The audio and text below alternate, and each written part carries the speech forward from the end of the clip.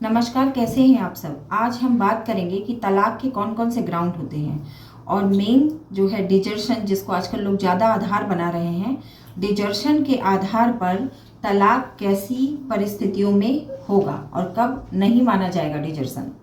तो सबसे पहले हम समझते हैं कि तलाक के कौन कौन से आधार होते हैं। जब कोई पति या पत्नी तलाक लेने कोर्ट में जाते हैं तो उनको कुछ ग्राउंड्स पेश करने पड़ते हैं, जिन ग्राउंड के आधार पर ये कोर्ट ये मानती है कि ये दोनों आपस में साथ नहीं रह सकते हैं। जैसे कि मेंटल क्रूअल्टी, फिजिकल क्रूअल्टी। तो पहला हो गया क्रूअल्टी, दूसरा है एडल्ट्री। एडल्ट्री का मतलब जो पति या पत्नी में से कोई भी किसी अन्यत्र महिला या पुरुष के साथ शादी कर चुका है या एडल्ट्री में रह रहा है, तो ये भी एक डाइवोर्स का ग्राउंड माना जाएगा। उसके बाद है डिजर्शन, मतलब परित्याग। पति या पत्नी में से कोई भी बिना बताए अलग रहता है या फिर किसी तरह का कोई भी संबंध नहीं रखता, साथ नहीं रहता है बिना किसी कारण के, ये परित्याग या डिजर्शन कहलाता है।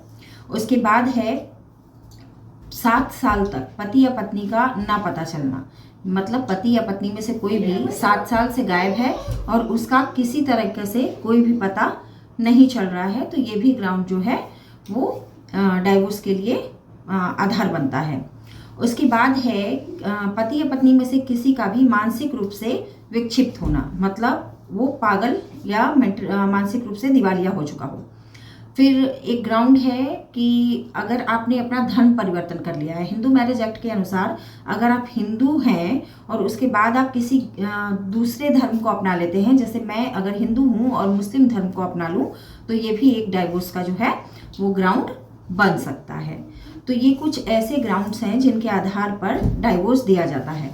आज हम समझते हैं, ज़्यादातर मैंने केसेस में देखा है और कई महिलाओं से मेरी बात भी होती है, वो भी मुझे यही बताती हैं कि उनके पति ने ये आरोप लगाया है कि उन्होंने डिजर्शन का ग्राउंड लिया है, मतलब मैं पति से अलग रहती हूँ जबकि मैं तो पति के साथ रहना चाहती हूँ। बहुत सारे ऐसे केस लॉ हैं। अभी रिसेंटली एक जजमेंट भी आया हुआ है जिसमें ये बताया गया है कि डिजर्शन कब माना जाएगा। एक कोटेशन कहकर इस बात को समझाना चाहूँगी।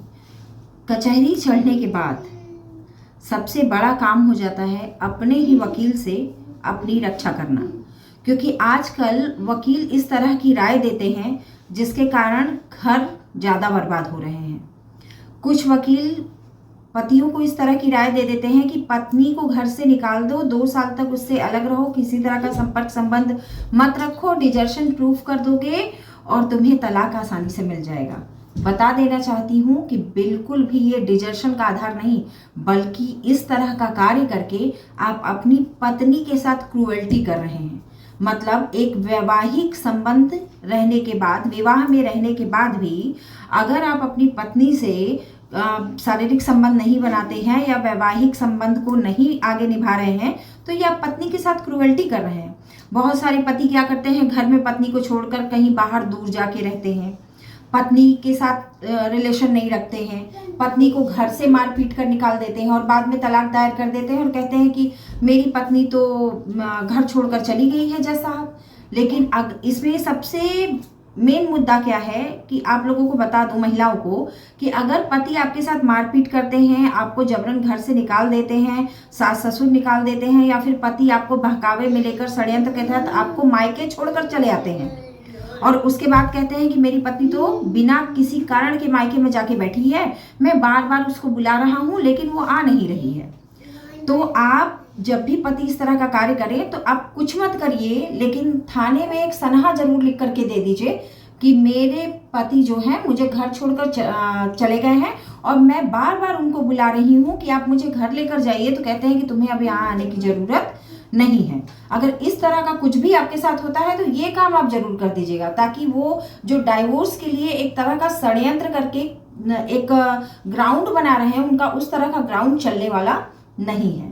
तो ऐसे बहुत सारे आप देखेंगे सुप्रीम कोर्ट के जजमेंट हैं। कुछ जजमेंट को मैं डिस्क्रिप्शन बॉक्स में डाल भी दूंगी, आप उसको भी रीड कर लीजिएगा।